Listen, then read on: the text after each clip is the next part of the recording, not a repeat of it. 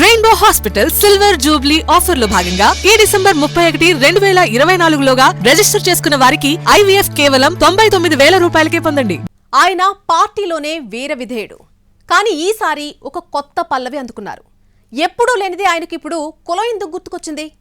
నన్ను ఒక వర్గానికి పరిమితం చేయొద్దు మొర్రో అని గతంలో టీడీపీ అధిష్టానానికి చెప్పిన ఆ నాయకుడు ఇప్పుడు కొత్తగా బీసీ నినాదం అందుకోవడానికి కారణాలేంటి? ఏకంగా ముఖ్యమంత్రికే లేఖ రాసినా ఎక్కడా స్పందన లేకపోవడానికి కారణమదేనా? ఇంతకీ ఎవరా నాయకుడు? ఏంటా లేఖాయనం?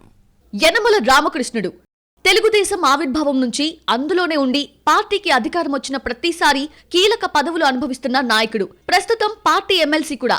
ఈసారి ఎన్నికలకు ముందు నుంచి యువతకు ప్రాధాన్యం పెరగాలని మాట్లాడుతూ అందుకు అనుగుణంగానే తుని నుంచి కుమార్తెను బరిలోకి దింపి గెలిపించుకున్నారాయన. ఈ మధ్యనే యనమల దివ్యకి ప్రభుత్వ విప్ గా అవకాశమిచ్చింది పార్టీ. అంతవరకు బాగానే ఉన్నా ప్రస్తుతం యనమల రామకృష్ణుడి వ్యవహార శైలి గతంలో ఎన్నడూ చూడనంత కొత్తగా ఉందంటున్నారు పరిశీలకులు. ముఖ్యమంత్రి చంద్రబాబుకి ఆయన రాసిన లేఖ అటు ప్రభుత్వంలో ఇటు పార్టీలోనూ ప్రకంపనలు రేపుతోందట.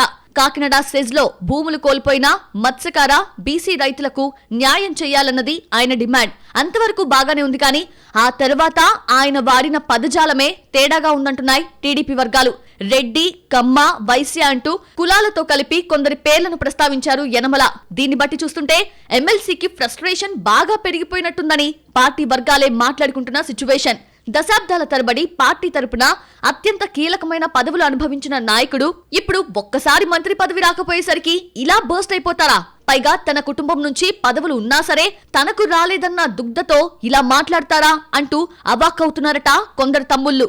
ఓవైపు తాను ఫ్యామిలీ ప్యాక్ పాలిటిక్స్ చేస్తూ ఇన్నేళ్లు అనుభవించాల్సిందంతా అనుభవించేసి ఇప్పుడు కాస్ట్ ఈక్వేషన్స్ గుర్తుకొచ్చాయా? అసలు యనమల లాంటి నాయకుడు మాట్లాడాల్సిన మాటలేనా అవి అంటూ పార్టీ వర్గాలు చర్చించుకుంటున్నట్టు తెలుస్తోంది. ఇప్పటికే రామకృష్ణుడు ఎమ్మెల్సీగా ఉన్నారు. కూతురు దివ్య తుని ఎమ్మెల్యేగా ప్రభుత్వ విప్ హోదా అనుభవిస్తున్నారు. రామకృష్ణుడి వియ్యంకుడు పుట్టా సుధాకర్ యాదవ్ మైదుకూరు ఎమ్మెల్యే. ఇక చిన్నల్లుడు మహేష్ యాదవ్ ఏలూరు ఎంపీ. అసలు తెలుగుదేశం పార్టీలో ఏ ఫ్యామిలీకైనా ఇన్ని పదవులు ఉన్నాయా? అలాంటిది ఒక్కసారి మంత్రి పదవి ఇవ్వనందుకు అంత సీనియర్ లీడర్ ఇంత దిగజారి లేఖ రాస్తారా? ఒకవేళ నిజంగానే బీసీ రైతులకు అన్యాయం జరిగిందన్న బాధ ఆయనకి ఉండి ఉంటే ఇన్నేళ్లు ఏం చేస్తున్నారంటూ ప్రశ్నల మీద ప్రశ్నలు సంధిస్తున్నారట టీడీపీ లీడర్స్ కొందరు. విషయం ఏదైనా సరే సీఎంను నేరుగా కలిసి మాట్లాడే చనువు రామకృష్ణుడికి ఉందని, ఎప్పుడూ లేనిది ఇప్పుడు కొత్తగా లేఖల రాజకీయం ఏంటని మాట్లాడుకుంటున్నారట సైకిల్ పార్టీ లీడర్స్.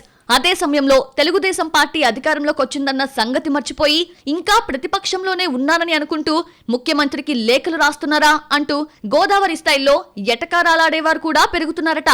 ప్రెజెంట్ రాజకీయం మారిందని, అవుట్డేటెడ్ ఐడియాస్ తో నడిచే వ్యవహారం కాదని కామెంట్ చేసే టీడీపీ లీడర్స్ కూడా ఉన్నారు. మండలి మాజీ డిప్యూటీ చైర్మన్ రెడ్డి సుబ్రహ్మణ్యం ఒక అడుగు ముందుకు వేసి యనమలను ఏకేశారు. గతంలో బీసీల సదస్సు పెడదాం రండి అని చంద్రబాబంటే తనని ఒక కులానికో వర్గానికో పరిమితం చెయ్యొద్దని చెప్పిన యనమలేనా ఇలా లేఖ రాసింది అంటూ ప్రశ్నించారు. బీసీల గురించి ఎన్నడూ ఉద్యమం చేయకుండా ఇప్పుడు తనకి మంత్రి పదవి రాకపోయేసరికి కులాల కుంపట్ల గురించి మాట్లాడటం ఎంతవరకు సమంజసమని ప్రశ్నిస్తున్నారాయన. మొత్తానికి తొలిసారి పార్టీ అధికారంలో ఉన్నప్పుడు తాను కేబినెట్ లో లేకపోవడాన్ని రామకృష్ణుడు జీర్ణించుకోలేక తెగ గోల చేసేస్తున్నారన్న చర్చ జరుగుతోంది టీడీపీ వర్గాల్లో. ఆయన వ్యవహారం ఇలాగే ఉంటే వచ్చే మార్చితో ఎమ్మెల్సీ పదవీకాలం ముగిశాక పార్టీ కూడా పొలిటికల్ రిటైర్మెంట్ ఇచ్చేస్తుందన్న మాటలు వినిపిస్తున్నాయి. అంత తెలిసిన వ్యక్తి, సూపర్ సీనియర్ లీడర్ ఇలాంటి స్టెప్ ఎందుకు తీసుకున్నారో అంటూ ఇప్పటికీ ఆశ్చర్యం వ్యక్తం చేస్తున్నారట పొలిటికల్ పండిట్స్ సైతం. యనమల రామకృష్ణుడి తదుపరి అడుగులు ఎలా ఉంటాయో చూడాలి మరి.